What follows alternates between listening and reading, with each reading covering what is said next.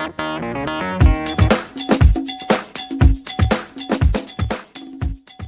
guys, welcome back to Noob Nerd, and today we will be doing a Shazam review. Well, spoilerific discussion more like. I kind of like to do these long chats about my own thoughts. I don't really like to be that concise. I like to fully develop my conversation about it. So it's not like one of those 5 minutes, 6 minutes, it's 10 minutes, 12 minutes as you can see probably.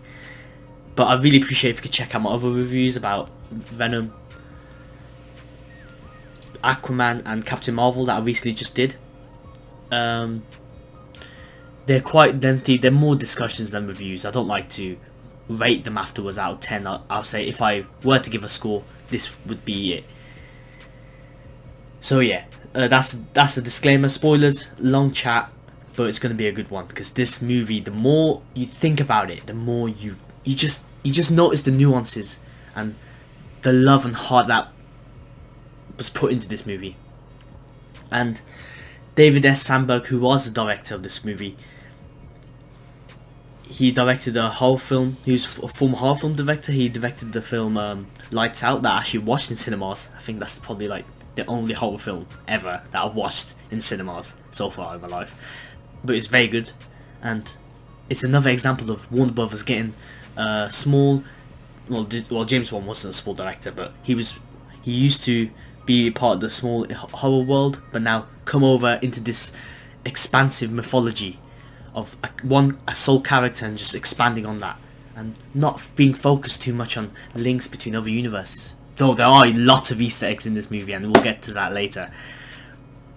It's just they take their time developing these characters and showing what should you love about this character, even if you've never heard of it, or it's a character that was previously ridiculed, just like Aquaman was.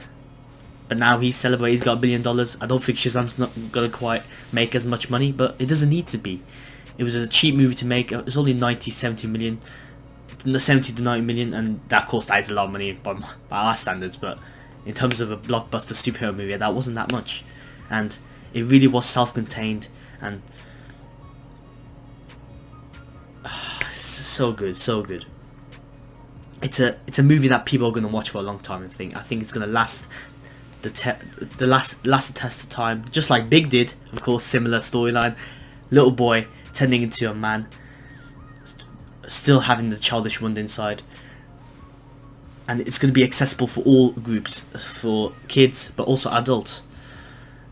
Of course, Christmas time. It's set. This movie's set in Christmas time, so of course when you're watching it in April, you're like, okay, it's a bit weird, but they make the most of that setting, and so they make some of the good jokes out of it as well.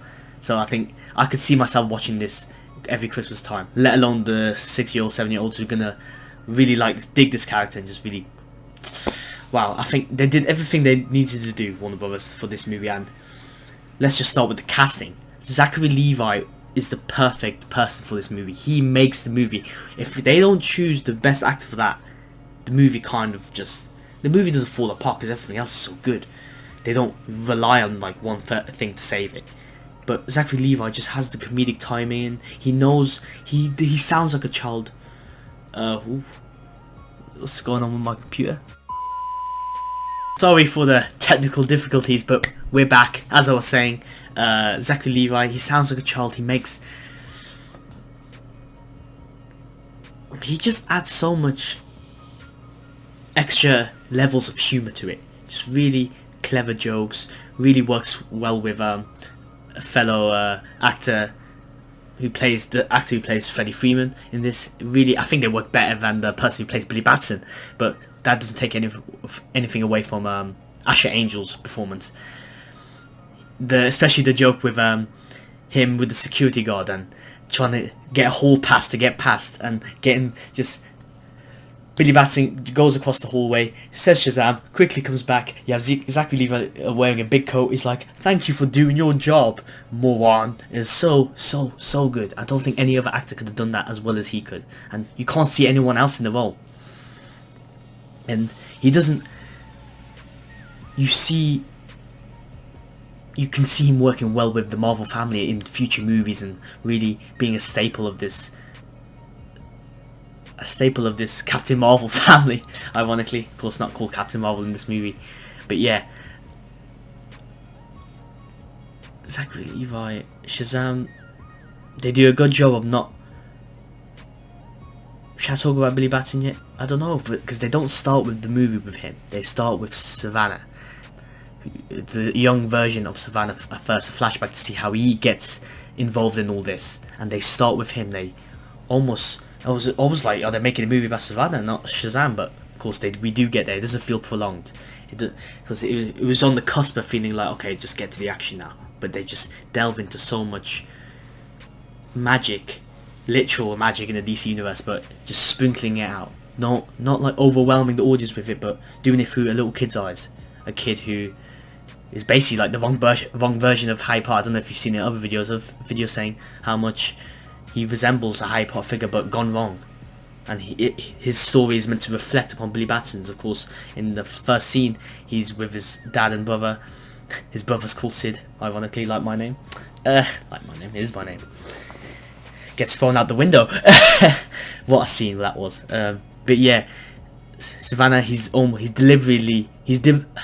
course, it can be seen as on the nose, but he deliberately is... I can't say the word deliberately. The little Savannah, young Savannah, looks like Harry Potter. He gets shown to by this world of...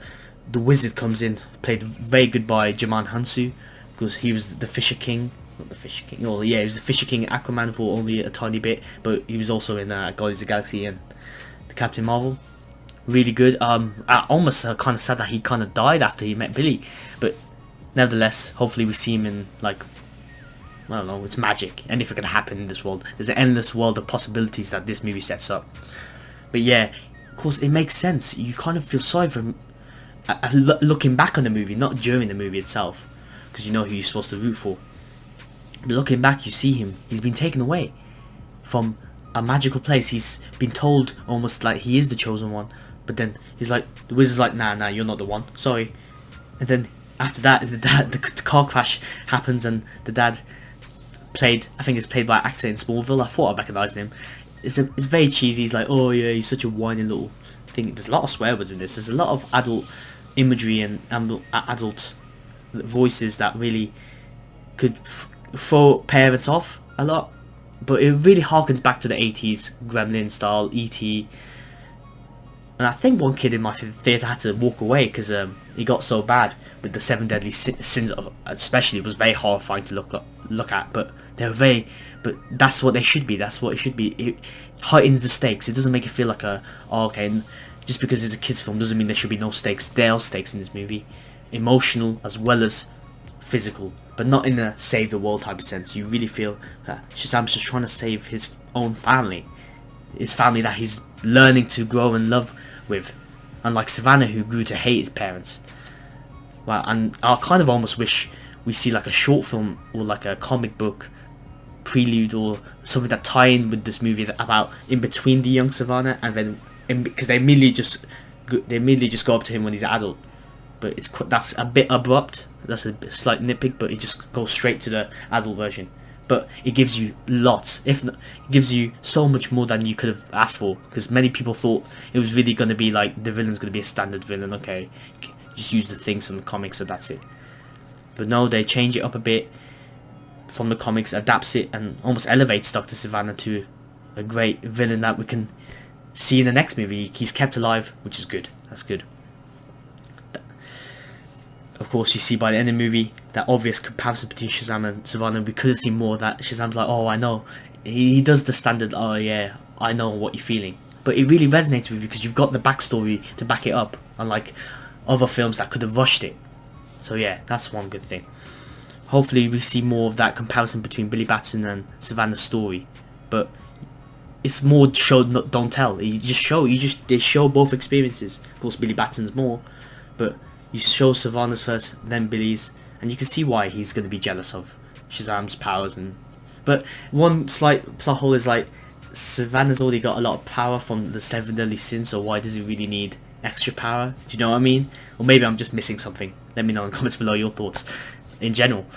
But yeah, but to be fair, you could explain it that it's the 7 deadly sins messing with his head, and of course I like that little angle. I don't know if that's part of the comics. I'm not an expert on Shazam comics, but this movie makes me want to pick up a comic book. And when once a superhero movie does that, I think you're pretty set in how good this movie is. So yeah, I don't know if that's in the comics, but I like how the Seven Deadly Sins are trying to like, they're like, oh, come to the dark side. Don't be the champion for him. Be the champion for us. And wow, does he become a champion for them? Bloody hell. He bloody goes to his father's ballroom and bloody throws his brother out the window. Again, so shocking, so dramatic, so unexpected. Really riding the line between a kids movie and a bloody hell. But it shows that the villain is there to, the villain's not going to be a standard mustache twirling villain. He means business. He's got something to do. He's going to do it. And I would have liked Seven Deadly Sins around him to be more. They were all like grey and stuff, so you couldn't really tell who was like greed, which one was lust, which one was that, unless you like looked really closely and like. I wanted to see it on face value, like okay, that one's that one's that one's that one's that color, that one's that color. But looking back, the design itself was good, but the colors you could say that they were all grey because they wanted to contrast the Marvel family. They're all colourful, so I guess I can see that design choice. But I do like it when Savannah's like, no, I let greed stay with you, and then he kills his own dad. Mad thing. But yeah, let's just move on to Billy Batson. Yeah. But well, before that, you could say people say it's too scary for kids. It's like it's just doing it for. It's like, does it know what movie it wants to be? But no, I think it can. This is a family movie that can. A family movie. I think it can be for everyone. I think that's the thing. I think it brings back that 80s magic. Be like Home Alone. You can watch that with anyone, even if you grow up. The kids who could grow up to watch this movie in 20, 30 years time, but also the adults who are watching it now can appreciate it, or people like me, teenager. No reason. And speaking of teenagers, Billy Batson is introduced later than expected, as said before, and he comes in, funny joke to start off, goes to see his mother. Black woman comes out like, you sure I'm your mother? I don't think so. So it's funny, but it sets up the humor, but it also sets up the story at the same time. Very, very, very much. It allows you to connect to the characters more easily through that humor, but also humor as the characters are doing something, as they're constantly making decisions, some mistakes, some heroic, but it's not easy. Billy Batson's not a hero straight away. He's locking policemen in their own shops. Oh, you could say the police were stupid, but still taking advantage, stealing the policeman's lunch. Really selling this character as someone who hasn't really found a place in the world and trying to, and just only has his looking out for his mother to really propel him into something. But he finds something more, and so that the movie's all about that. The flashback is a bit about him losing his mum. It's a bit. No, I do like it, but it just felt the way they put it, the way they edit it in is just a bit like random. It's like, okay, yeah, here's another flashback for you guys. But yeah, I like the fact that it all comes back around that his mum. It seems from the flashback that his mum cares about him, and it was just a lost accident. And you really feel that. So I like the Easter egg. It's like, oh yeah, I really want a tiger. And of course in the comics I think he actually has a pet tiger. And that's also used later because the little kids who are scared in the trailer park, obviously the little girl, he's scared with his dad, and Shazam instead of just like flying away and not saying anything, he's like, it's all gonna be alright. Give you the teddy bear. Hold on to it. It's gonna be alright at the end, and that just warms your heart, doesn't it? But before then, he's pretty. Billy Batson's a pretty cold character. Doesn't really care about any of his foster parents, but even the ones he gets and goes into the family home is just like, okay, who cares about this? Who cares about that? Why should I? I should look for my mom. They're not my real family. And that was a mad statement to Darla, who's one of the kids in the family house. And Darla was trying to be nice. I found her a bit annoying at the start. She's like, okay, we get it. She's overly nice, we get it. But once her expression shifted, and he after he said, "Oh, you're not technically my sister," so I lied. It was like you really felt that. You really felt that, and then in your head you want this fat relationship to bond. And you know Billy, you don't hate Billy. You can understand his circumstances, just like Savannah. But of course, you can, and you can appreciate how he wasn't overtly trying to be a prick, and you don't hate him because of it. You don't find him annoying because of that. You want things to work out, but you got to get there first, and that's the journey. The journey is part of the excitement and what you get from this movie.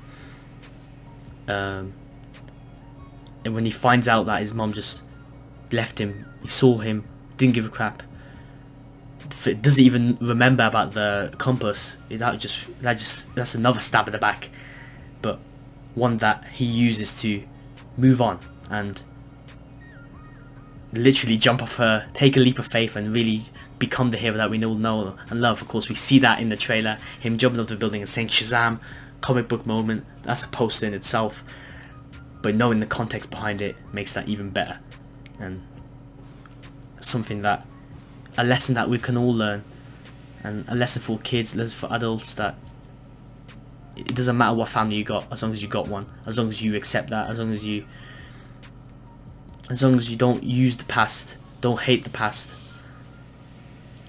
don't find excuses to be hateful, just become more loving and become just, I'm sounding sappy, I don't know, I'm going on a tangent here, sorry about this. It really gives you an emotional connection. This movie has a lot of heart to it, and it wears its heart on its sleeve, it really does. And the kids, some of the kids don't wear their heart on the sleeve, I tell you that. I like it when the only guy's name that the only one of the kids in the family home I don't know the name of, but I hate to say it's the fat kid who then becomes muscly, so that's good, but he's the only one I don't know. But I like his reaction when he's like, oh, the parents are like, say hi to Billy, and he's like, nah, I don't care. Well, it's a change from the comics. This movie is heavily inspired by the New 52 run, I believe, and of course in that comic I think all the family are already there to not congratulate, but welcome Billy, like, oh, welcome Billy to our new home. They're all like standing in like a picturesque thing, but instead in this movie they're just all scattered around the house. Only Darla seems to really care, but even then she has her poster ripped on the table, and it's like, why are you using that as paperweights? That's a subtle change from the comics, but it makes it more realistic and keeps it grounded. Like, are these kids really gonna all stand around and wait for this random kid to come home? No, they wouldn't, not in real life. So I like that change from the comics, but of course it allows us to explore the new house at the same time, so it's very good. And Mary, who's the oldest of the bunch, when she's first introduced is a bit, the lines she delivers aren't the best, to be honest. It's quite cheesy when she tries to find out about, when she's talking through how she's found out about Billy later on in the movie, but you can excuse that because she's talking to kids, she's trying to explain it to the kids. But at the start when she's introduced, she's like, oh yeah, I'm a college student, I'm trying to do this, I'm trying to do that. It's like that's too on the nose again. But it's giving you the information, giving you the backstory, and it gives you way much of the kids than you would have thought from the trailers. But I knew from the trailers that they were hiding a lot of stuff from the trailers, so that's good. That's a good thing.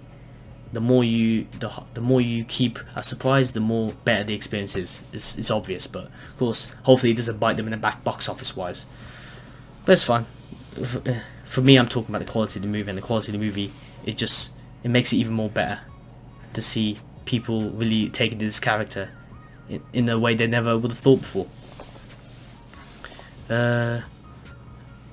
Eugene is very funny in the movie. He's the small Asian kid. I don't like to label the kids, but yeah, he gives a really good amount of laughs, and he helps to gain the audience connection with these characters through comedy.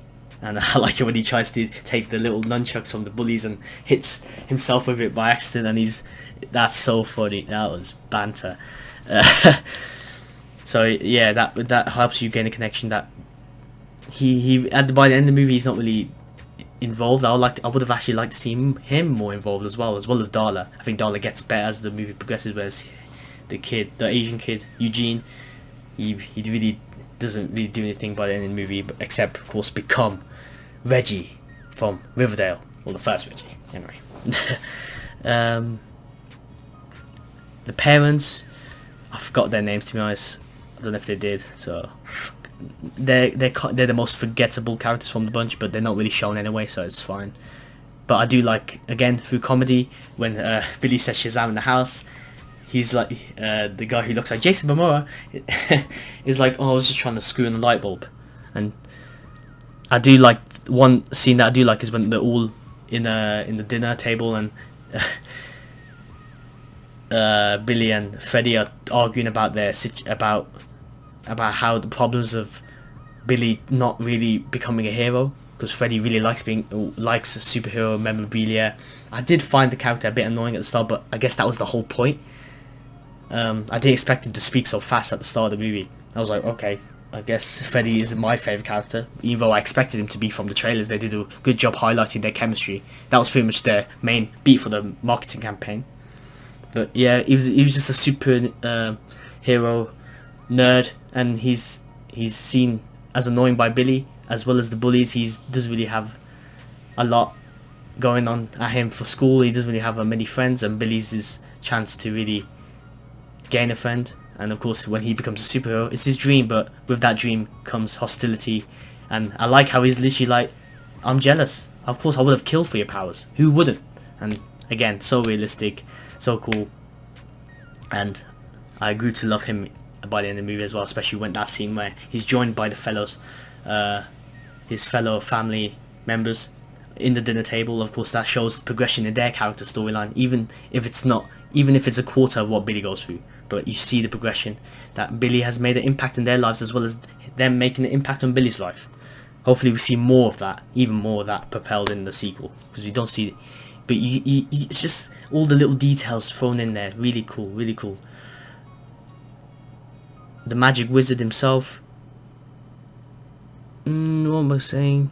The magic, how he's introduced Dr. Savannah putting the symbols on the door, almost demonic looking. But it's cool that you see the CCTV footage of, like, surely multiple members of the human race would have seen this instances of magic. It's not like magic has just started from this movie. It's cool. It's very, that's another realistic take on it. Mixing realism with fantasy, but like all these people have recordings of them talking about what they've seen and what strange occurrences have occurred, like much like a conspiracy that Savannah tried to find out, nobody believed him, and that really propels him to be angry and hateful towards the rest of humanity. And of course he finds the magic door, much like Monster. I was watching it with my sister. He's like, very Monsters Inc. All some of these doors in the Rock of Eternity, and the Crocodile Men. That was a cool Easter egg. Hopefully we see more of different worlds, different dimensions. Maybe, I don't know. I need to read more of the comics, or maybe just wait for the next film. Yeah, but that goes along with the Superman thing. Is he more powerful than Superman? Because Superman could be argued to. Let me shake the computer. Superman could have a match on his hands, and of course, much like how the comics of Shazam, or Captain Marvel as he once was more popular than Superman. Of course, it could be more popular now. In terms of quality of the movies, and Superman, I want a Superman movie with Shazam in it, or Shazam movie with Superman in it. Hopefully we get that in the next one, or even a Justice League team up movie. Of course Henry Cavill wasn't in the scene at the end, but it's I don't mind that, because it almost plays it off as a joke. It's like, oh, Superman's there, you can't see his face, but he's there. It all adds to the comedy of it anyway, so it kind of hides the fact that Warner Brothers couldn't get Henry Cavill back. Hopefully Henry Cavill can sign that contract. I really feel like he could do a good job in this universe, but Shazam doesn't need it. It doesn't require links to other universes to make itself a good movie. It's a good movie all by itself. And Black Adam's only teased that The Rock has been cast. They talk about him a bit. Of course, the Fallen, the person who was once chosen ages ago, but set out the who released the Seven Deadly Sins and turned out to be a bad person. I can't wait to see him in the universe. But they couldn't play the Warner Bros. They couldn't do the same trick twice and being like, oh, there's Black Adam, but you can't see the actor's face again. That would have just begged it a bit. So they only did it with Superman. They didn't show Black Adam at all. Doing all the building up now, and then once you have Black Adam, then it only just adds to this brilliant cake of Easter eggs, comic book madness, but also realism, groundedness, emotional stakes, flying that resembles Man of Steel. I like how it's at night. It kind of mirrors Man of Steel's daylight fighting, but of course less buildings being crushed to the ground. That joke when Zachary Levi's like, I can't hear you, mate, I can't hear you while you're doing your bad guy speech. Mark Strong was so good. He's so good at playing comic book villains. Even in Green Lantern, which the movie wasn't that good, but also of course Kick-Ass, very good in that. And he would have made a good Lex Luthor, but he does a good job of Savannah, and you see in the post-credit his role is not done yet. He's not dead. Good thing they didn't kill him off. He's working with the insect, the Mr. Mind. Holy crap! Only I feel like they can really pull that off. I don't know if that little worm's going to be the main villain of the next movie, but who knows at this point. DC can really do something unique, interesting, exciting with each solo movie, and really build the worlds of DC as they're calling it. And when they do decide on a script that can fully merge these worlds together in a cool, concise, and more well received way, say what you will about other movies, then DC can really have something that can match the MCU in terms of the amount of movies, the amount of quality it can contain. But I like both MCU and DC movies. I like both of their strategies, what they're doing at the moment, and hopefully they can just get better and better and keep on outdoing each other. That competitiveness them competing against each other, it only elevates it for us comic book fans, because it means they're trying to raise up the quality to match the demand. And the demand for this character is only going to rise, I think. Let me know your thoughts down below on the film. I'm sorry if I didn't miss a few things about the film. This is a new setup, new microphone, new camera. That's my excuse for maybe not doing the best discussion I could have done. But I feel like I've hit most of my positive thoughts on the film. If I were to give it a rating, I'd give it around 8 out of 10, 9 out of 10. Probably a solid 4 stars out of 5, 8 out of 10. I think that's what I would say. But I've already had one viewing of it. But only on that one viewing I knew this movie was going to be good. I didn't need to watch it again. I already knew it was sick. I don't know. But yeah, let me know your thoughts down below. How many times you watched Shazam? What do you think of my thoughts? Is there anything I missed out? Are you excited for the sequels? Are you excited for Avengers Endgame? Some cool MCU vids coming up soon, very, very soon. So I hope you're there to join the ride. Hope you guys appreciated watching this for a long time. I know, well, this video is only 20 minutes maybe. If you've made it to the end of this video, I really appreciate it. Like, comment, subscribe, share. I appreciate that, always do.